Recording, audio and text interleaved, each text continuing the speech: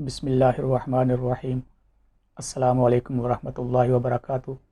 ناظرین، آج ہم بات کریں گے محمد بن قاسم کے بارے میں، کیونکہ آج کل سوشل میڈیا کے اندر ان کے بارے میں بہت زیادہ بحث چل رہا ہے۔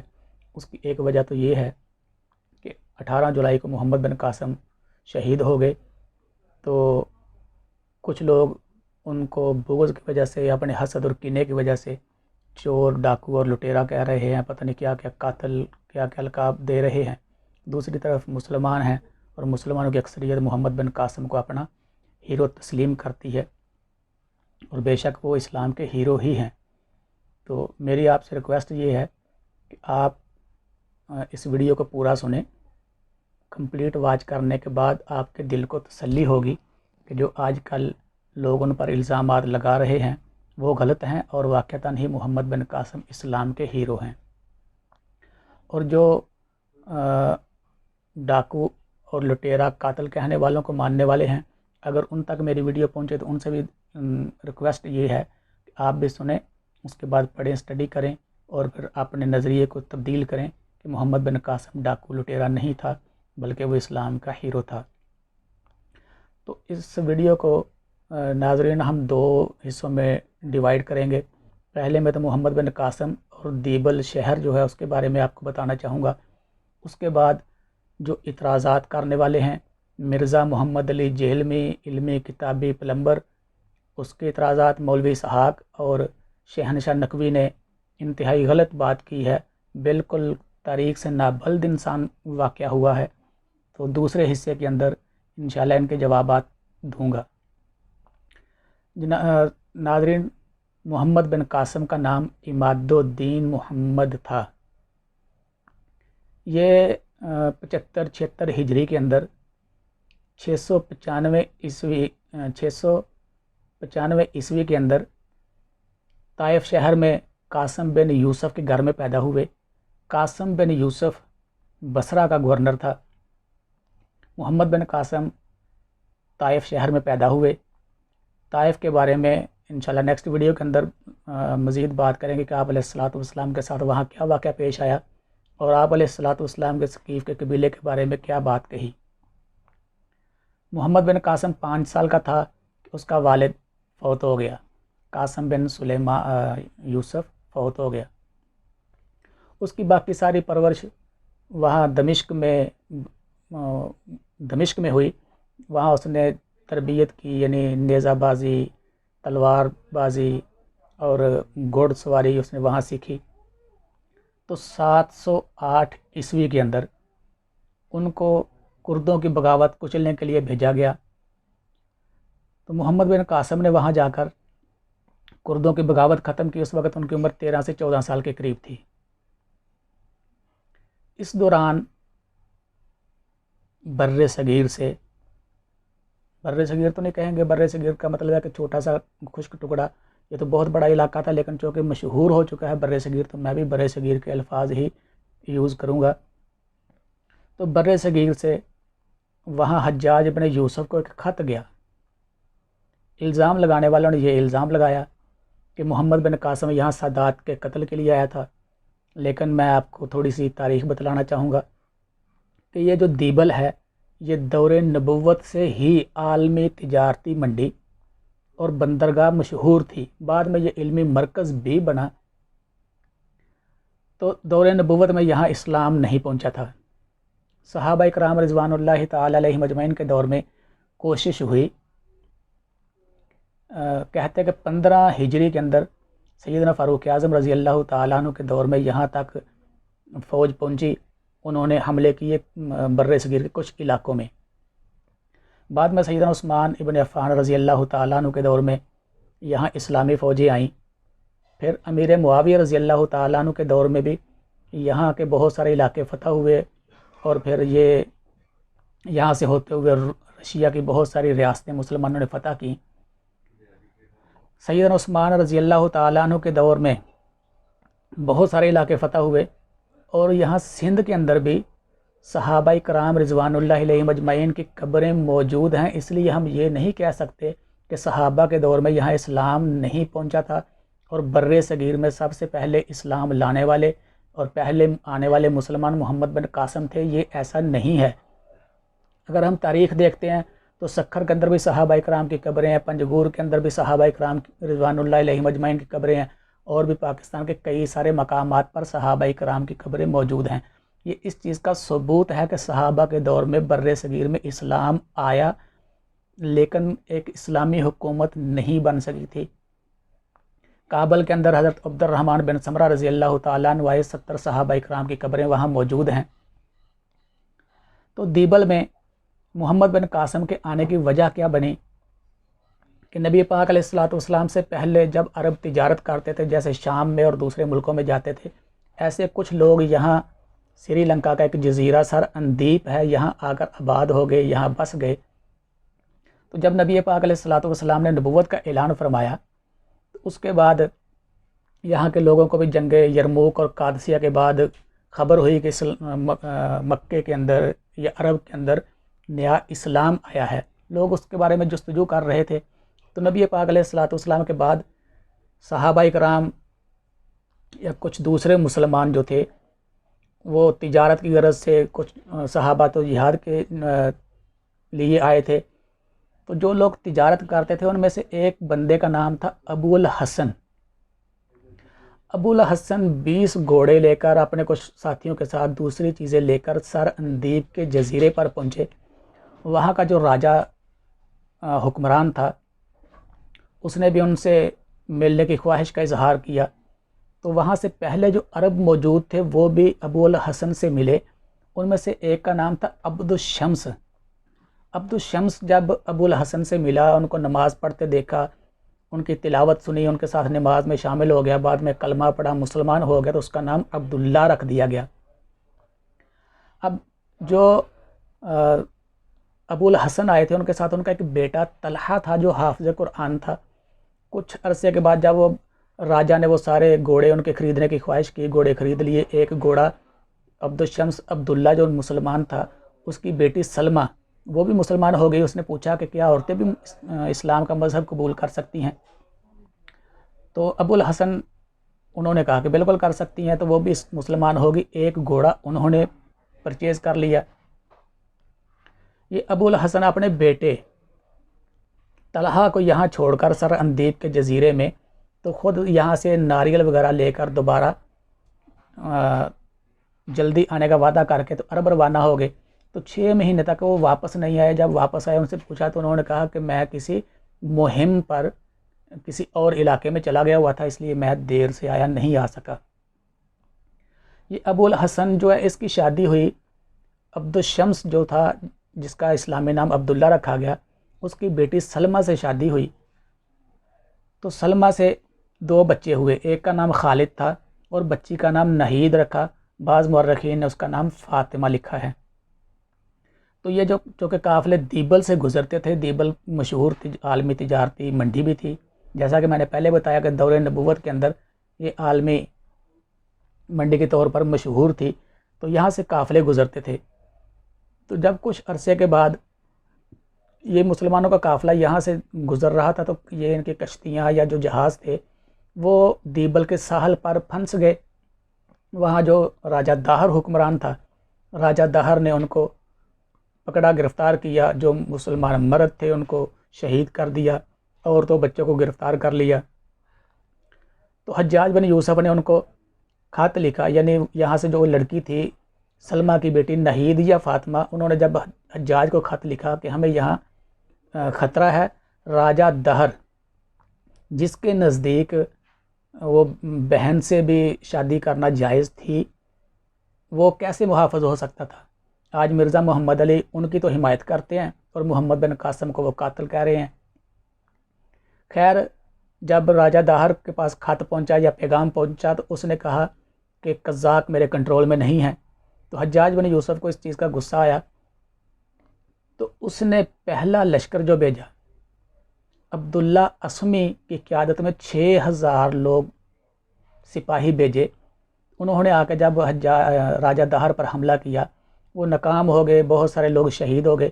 پھر ایک دوسرا لشکر انہوں نے بھیجا، بدیل سردار نامی ایک بندے کو قیادت دے کر 6000 لوگ ان کے ساتھ بھیجے، ان میں سے بھی اکثریت شہید ہو گئی۔ اس کے بعد اس نے ولید بن عبد الملک کا زمانہ تھا، حجاج بن یوسف اس کا رائٹ ہینڈ تھا۔ اس نے جب تیسری دفعہ حملے کی اجازت مانگی تو ولید نے کہا کہ نہیں، ہمارا جو کہ پہلے بھی بڑا نقصان ہو گیا ہے، لہٰذا اب میں اجازت نہیں دیتا۔ تو حجاج بن یوسف نے کہا کہ آپ اس دفعہ اجازت دیں، نقصان ہوا تو میں اس کا ذمہ دار ہوں، میں نقصان بھر دوں گا۔ اس کے لیے 92-93 ہجری کے اندر حجاج بن یوسف نے اپنے سگے بھتیجے اور اپنے داماد کو، ابھی کچھ ہی عرصہ قبل اس کی شادی ہوئی تھی اس کی بیٹی کی محمد بن قاسم کے ساتھ، تو اس کے ساتھ 4000 کا لشکر دے کر محمد بن قاسم کو اس نے روانہ کیا 711 عیسوی کے اندر۔ اب انہوں نے مکران سے لے کر ملتان تک یہ لوگ آئے اور محمد بن قاسم کے اخلاق سے متاثر ہو کر تقریباً 1,00,000 لوگوں نے کلمہ پڑھا۔ آج یہ جو محمد علی انجینئر اور دوسرے اس کو ڈاکو کہتے ہیں، یہ کسی ایک سادات کا نام نہیں بتا سکتے کہ جس کو انہوں نے قتل کیا ہو، لیکن یہ ضرور کہیں گے کہ محمد بن قاسم کے دور میں اسلام آیا تو خالص اسلام آیا، صحابہ اکرام آئے، لڑتے رہے، لیکن ایک حکومت نہیں بنی تھی یہاں، تو محمد بن قاسم کے دور میں مسلمانوں کی حکومت قائم ہو گئی، اور محمد بن قاسم نے اس حکومت کے اندر مسلمانوں جو مسلمان ہوئے ان کے علاوہ جو غیر مسلم تھے ان کے ساتھ بھی اچھا سلوک کیا، حسن سلوک کے ساتھ پیش آئے، جس سے لوگ ان سے بہت متاثر ہوئے۔ اس دوران 95 ہجری کے اندر 713 عیسوی میں حجاج بن یوسف مر گیا۔ اس کے ایک سال کے بعد 96 ہجری کے اندر 714 کے اندر ولید بن عبد الملک وہ مر گیا۔ تو اب حکمران بنو امیہ میں سے آ گئے سلیمان بن عبد الملک۔ اس نے جتنے گورنر حضرات تھے ان کو پیش قدمی کرنے سے روک دیا، اور ان میں سے محمد بن قاسم اس لیے اس کو خطرہ محسوس ہوا کہ جب اس تک اطلاعیں پہنچیں کہ محمد بن قاسم کے لوگ مجسمے بنا رہے ہیں، لوگ اس سے عقیدت کا اظہار کرتے ہیں، تو اس نے یزید بن ابی کشبہ کو سندھ میں محمد بن قاسم کی گرفتاری کے لیے بھیجا اور یہاں کا والی بنا دیا۔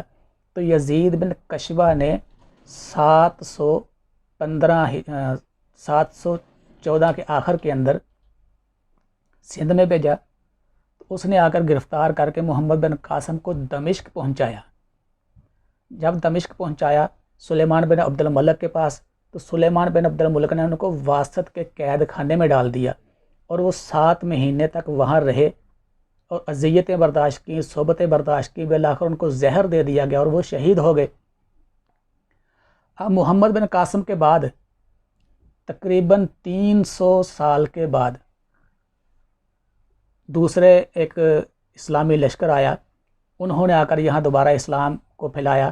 محمد بن قاسم کے دور تک حنفی، مالکی، شافعی اور حنبلی مسالک نہیں تھے۔ اس کے بعد جو 300 سال کے بعد ترک قبائل آئے، وہ بھی غلام تھے، انہوں نے آ کے درہ خیبر کی طرف سے وہ داخل ہوئے، انہوں نے اسلام پھیلایا۔ تو ان کے آنے کے بعد جو یہاں بڑا خاندان جس نے اسلام قبول کیا، وہ خاندان غلامان ان کو کہتے تھے یا خاندان غلام کہتے تھے، جس میں سے قطب الدین ایبک بادشاہ پیدا ہوا، اور بھی کئی بادشاہ اس خاندان میں سے پیدا ہوئے۔ اسلام نے غلاموں کو بھی عزت دی ہے، اور غلام اگر کوشش کرتے ہیں تو وہ بھی اپنی محنت کے بل بوتے پر ایک مقام حاصل کر سکتے ہیں، جس کی ایک مثال مصر کے اندر بھی موجود ہے کہ وہاں بھی خاندان مملوک یا موالیک وہ حکمران رہے۔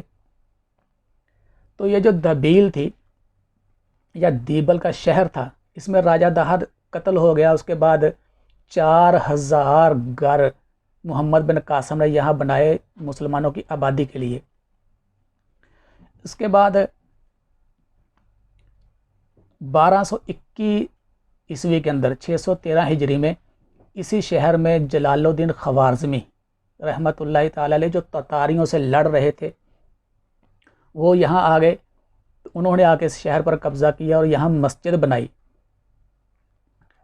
تو یہ جو شہر دیبل تھا، 893 عیسوی کے اندر 280 ہجری میں یہاں زلزلہ آیا، تو اس کا بہت بڑا کہ حصہ غرق ہو گیا، تباہ ہو گیا، تقریباً 30,000 کے لگ بھگ لوگ اس میں مارے گئے، لیکن دوبارہ یہ شہر آباد ہو گیا۔ 1729 میں کراچی پہلی مرتبہ بندرگاہ کے طور پر استعمال ہوا۔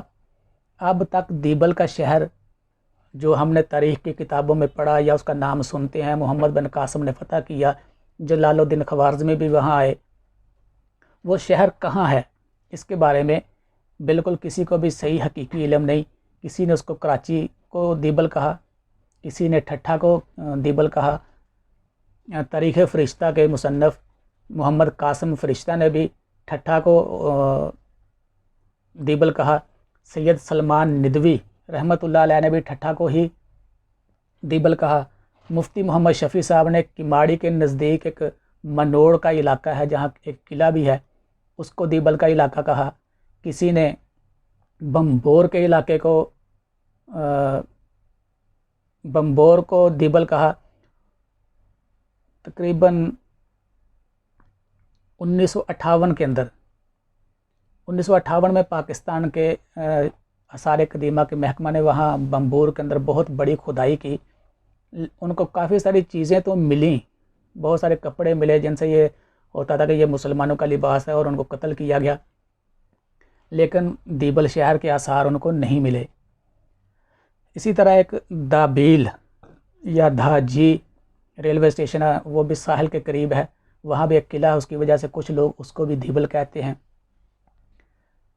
بہت سارے لوگ مختلف اپنے تجزیے پیش کرتے ہیں، لیکن آج کے دن تک دیبل شہر کے بارے میں کوئی پتہ نہیں۔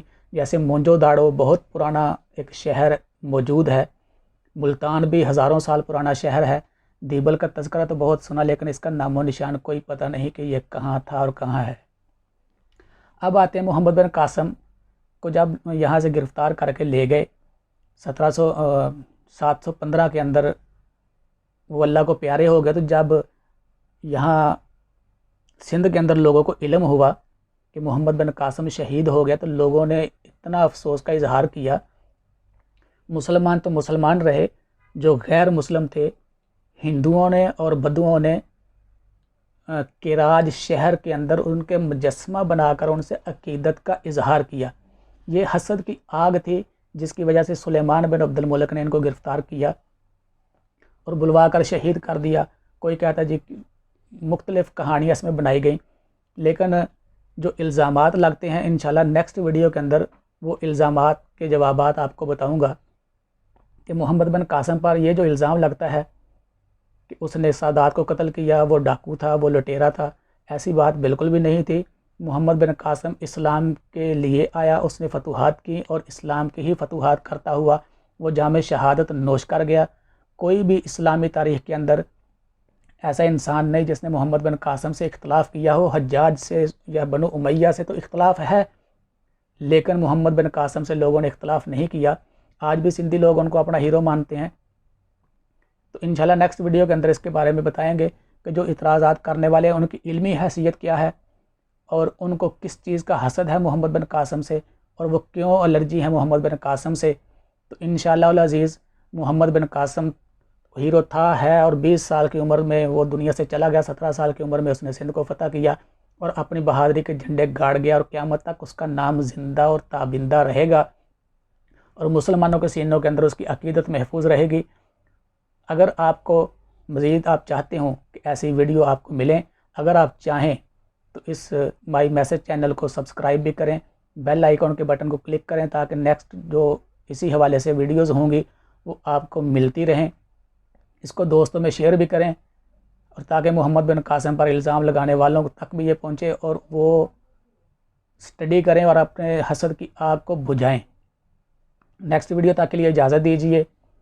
اپنا اور گرد و نواح کے لوگوں کا خیال رکھیں۔ السلام علیکم ورحمۃ اللہ وبرکاتہ۔